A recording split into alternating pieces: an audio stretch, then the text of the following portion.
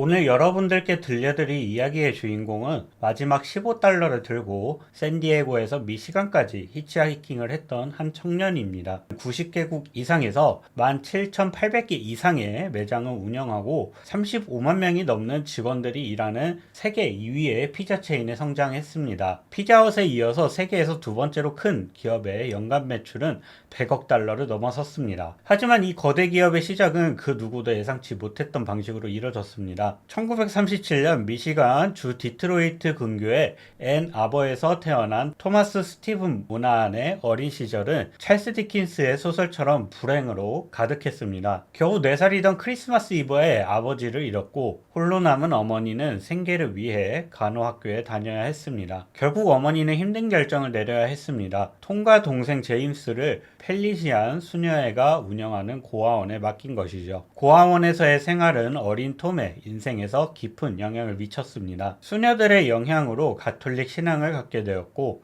신부가 되기를 꿈꿨습니다. 하지만 그의 장난기 많은 성격은 신학교에서도 문제가 되었습니다. 베개 싸움을 하였고 예배당에서 떠들어뜨는 이유로 퇴학을 당했고 일반 고등학교로 돌아와서는 44명 중에 44등이라는 최하위 성적을 기록했습니다. 1955년 졸업 앨범에는 이런 문구가 적혀져 있었습니다. 착한 아이가 되려고 노력할수록 더 나빠지는 것 같지만 언젠간 대단한 일을 해낼지도 모른다. 이런 학창 시절을 보낸 톰에게는 한 가지 꿈이 있었습니다. 미시간 대학교에서 건축을 공부하는 것이었습니다. 하지만 형편이 어렵고 성적도 좋지 않아서 진학이 어려웠습니다. 결국 그는 군대에 입대하기로 결심을 했습니다. 그런데 여기서도 그의 부류는 계속됩니다. 육군에 지원했다고 생각을 했는데 알고 보니 해병대를 지원한 것이죠. 해병대에서의 3년은 톰에게 인생의 전환점이 될 수 있었습니다. 그는 처음으로 규율과 질서를 배웠고 열심히 저축도 했습니다. 제대 후에는 그동안 모은 돈으로 대학 등록금을 마련할 수 있을 것이라고 기대를 했습니다. 하지만 운명은 그를 또 한 번 시험했습니다. 석유 사업가라는 사기꾼을 만난 것이죠. 그는 톰의 전 재산을 확실한 유전 투자라며 가로챘고 톰은 단 15달러만을 손에 쥔 채 샌디에고에서 미시간까지 히치하이킹으로 돌아와야 했습니다. 고향으로 돌아온 톰은 다시 한번 대학에 노크를 했습니다. 놀랍게도 그는 총 6번이나 대학에 입학을 했지만 매번 1학년을 넘기지 못했습니다. 하지만 1960년 그의 인생을 바꿀 기회가 찾아왔습니다. 동생 제임스가 한 가지 제안을 합니다. 도미닉스 피자라는 작은 가게를 함께 인수하자는 거였습니다. 형제는 전 재산을 털고 추가로 돈을 빌려서 이 가게를 샀습니다. 처음에는 희망이 부풀어 있었지만 현실은 녹록지 않았습니다. 톰은 매주 100시간이 넘는 시간을 일을 했지만 수익은 나지 않았습니다. 6개월이 지나자 동생 제임스는 더 이상 버티지 못하고 사업을 포기했습니다. 그가 가져간 것은 배달용으로 쓰던 낡은 1959년식 폭스바겐 비틀 뿐이었습니다. 오늘날 연 매출 100억 달러가 넘는 기업의 50% 지분을 포기한 셈이죠. 혼자 남은 톰은 상황이 더욱 악화가 되었습니다. 가게는 계속 적자였고 그는 타버린 피자와 오래된 팝콘으로 끼니를 때워야 했습니다. 결국 집세를 내지 못해 집까지 잃었습니다. 하지만 1986년 그가 쓴 자서전 피자 타이거에는 이 시기를 이렇게 회상하며 말했습니다. 그것은 분명 후퇴였지만 나는 담담히 받아들였고 낙관적이었다. 나는 온 마음과 영혼을 다해 피자맨이 되기로 결심을 했다. 이 사업의 성공과 실패가 오직 나 하나에 달려있다는 사실이 오히려 반갑게 느껴졌다. 이 시기에 톰은 독특한 방식으로 사업을 지켜나갔습니다. 피자값을 내지 않는 손님들에게는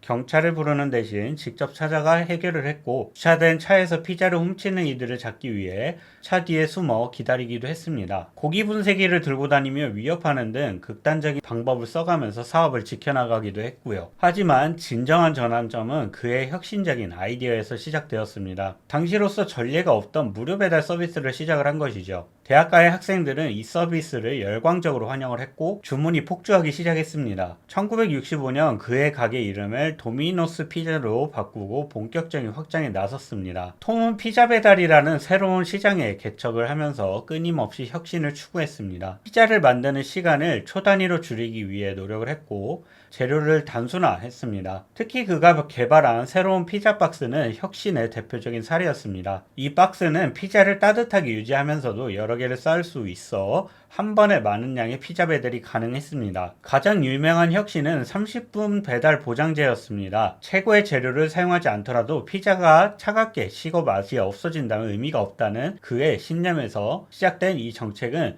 도미노스의 상징이 되었습니다. 빠른 배달을 독려하기 위해서 가장 많은 현금을 수금한 배달원에게 보너스를 주는 제도도 도입을 했습니다. 하지만 이 성장 과정이 순탄치만은 않았습니다. 1969년 매주 한 개씩 새로운 매장을 여는 야심찬 계획을 세웠지만 이는 재앙이 되었습니다. 무리한 확장으로 수백 달러의 빚을 지게 되었고 파산을 피하기 위해 일시적으로 회사의 통제권을 넘겨야 했습니다. 다행히 1년 만에 회사를 되찾았고 이를 교훈 삼아 더욱 신중하게 사업을 확장했습니다. 이러한 경험을 바탕으로 한 안정적인 선장 전략은 큰 성공을 거두었습니다. 1983년에는 1000번째 매장을 열었고 이를 기념하여 평생의 꿈이었던 디트로이트 타이거스 야구팀을 3,500달러에 구입했습니다. 놀랍게도 다음 해에는 타이거스는 월드 시리즈 우승을 차지했습니다. 1980년대 말에는 미국에서만 5,000개가 넘는 매장을 보유하게 되었고 해외 매장도 260개가 넘어섰습니다. 사업이 최고조에 달했을 때 톰은 또 다른 전환점을 맞이합니다. 1989년 그는 도미노스의 사장직에서 물러나 가톨릭 자선 사업에 전념하기로 했습니다. 1992년에는 신앙의 재각성을 경험했고